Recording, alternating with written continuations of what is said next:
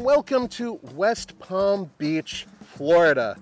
It's about 75 degrees here and beautifully humid. And back home in Colorado, it's about 30 degrees and not so humid. So I'm very happy to be here.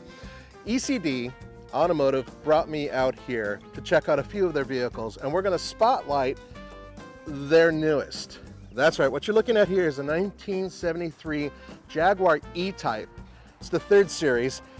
But it's not just any Jaguar E-Type. It's an ECD E-Type. What does that mean? Well, that basically means they take a vehicle and they completely strip it all the way down. Then, depending on your preference, you can get the V12, you can get a V8. You can also get an electric motor, which is what this one has. Okay, so we've got a 1973 Jaguar E-Type or XKE Series 3. It's a full ground-up restoration, obviously, as everything we do is. And this one is fully electric. So there's no original V12, we've pulled all that, and it's a full electric drivetrain. So I think we're about 350 horsepower, rear-wheel drive, and we've got pretty much a 50-50 weight distribution in the car. Now, last time I saw an ECD vehicle with a battery in it, it was a Range Rover, and It was one of your early ones. And it looked like it had a similar battery, but I think this is different, am I correct? Yeah, we're on the 2nd generation. Yeah, so you may have seen the 1st gen. In the 2nd generation, we actually use the same system between all of our models now. So this is a 3-module system, so it's 42 kilowatt hours of battery. If you run this in the Land Rovers, we'll give you a 6-module system, and that'll be 84 kilowatt hours of battery time. Okay, so what's the range on this, would you say? This one, if you're driving around town, you could probably get 150 to 200. If you're highways and going a bit faster, you'll probably be like 100 to 150. Okay. Yeah. Okay. So not that far off from the original. No. Is this capable of fast charging? Yes. DC fast charge. I'll show you. Yes, please. Yeah. So last time, if I recall, your original vehicle wasn't. Nope. Yeah. No, so that's one of the main things that we've added. So you've got your regular charge and then the DC fast charge. What we realised, Nate, is that when we were building the Defenders with the Generation 1 EV, the clients didn't want to not add weight to the car. They wanted to add the roof racks, the BFG tyres, all the toys, and we're kind of saying you're not going to get the range the more weight you add. And there was no win for us. It was like, well, we want to add it. So Elliot then said, well, we've got to develop 2nd generation EV with fast charge. Yeah. So now we've got all the weights you can customise to your heart's extent, but then we're saying, well, you can just charge it, what are we at, like 85% in 45 minutes? Yep. Yeah, so it's like, so you get the best of both worlds. What we didn't want to do is say stop customising the Defender because we can't charge it. So what you can hear is the vacuum pump and the power steering pump firing up. So this is our graphical sort of user interface. So we wanted to have like a bit of a connection with the car for people. We found in our first system there was pretty much this, and that was it. So we've got the vehicle interface screen where we've got the climate control options, cruise control, drive mode, so we've got Eco, Normal, Sport. The driver can turn regen braking on and off, and we also have an idle creep. So that basically makes it feel like an automatic. So if you let off the brake, it's going to start to... forward. Yeah, so just like a normal car. Yeah.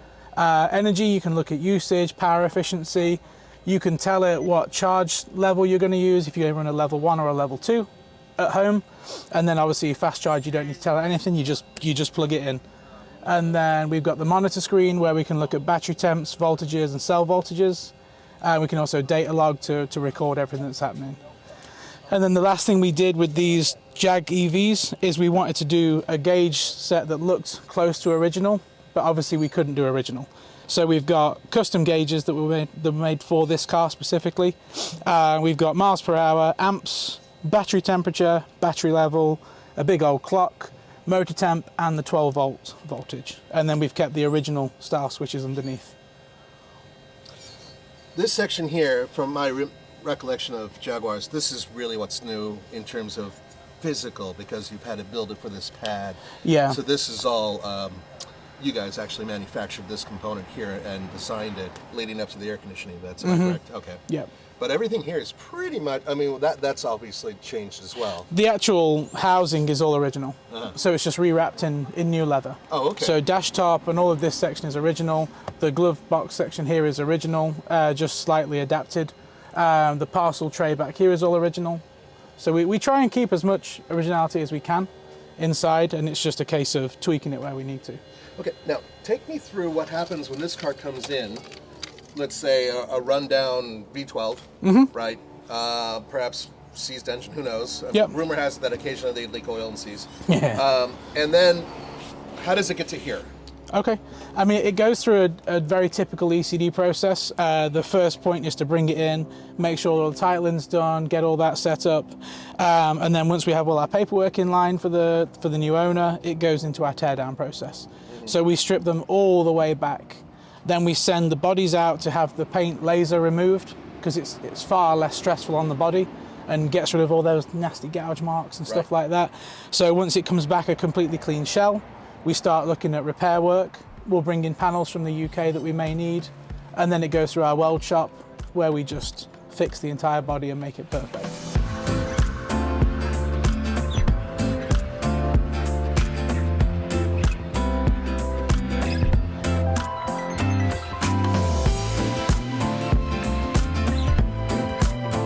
So the powertrain in this one is actually a Cascadia motor with a Torque Trends gear reduction box and then an original Jag rear end.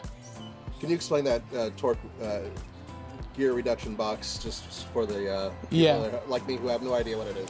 Okay. Yeah, so the gear reduction box is needed because we go from a very fast spinning motor. We have to do I think it's a 3-to-1 reduction to get it to be a direct drive. So it meshes with the rear end. Yeah. And where do these vehicles start price-wise? They start about $330,000 before we had upgrades. Not an EV version. EV version would be closer to $400,000, and that's before the client adds any of the customization and specifics they want to add to the vehicle. Okay, so ECD is now in the business of taking Jaguars that are well used and completely rebuilding them. Am I correct? Yeah, absolutely. Can you take me through that? Yeah, I mean, we, COVID for the automotive was a difficult time. Automotive manufacturing is always difficult, doesn't matter when you're COVID or not. When COVID hit, we actually made a business decision to scale aggressively. I think there was only two decisions for ECD. It was to scale down or scale up. We scaled up, we split the team, went back and opened our own logistics and shipping business in the UK. And then Elliot and I stayed actually and built the new factory. So we moved from a small, kind of a warehouse feel where it was just independent units. I mean, you were there, it's just a combination of leases that we moved around. We were waiting 32 hours a day moving vehicles. And we always had a vision, even pre-COVID, that we wanted to build a big factory. So in 2020, we did exactly that. We broke ground on the new factory, 100,000 square foot inside and out, knowing that over the next decade, from 2020, it would give us that opportunity to scale aggressively. Obviously, every Jag is fully rebuilt from the ground up.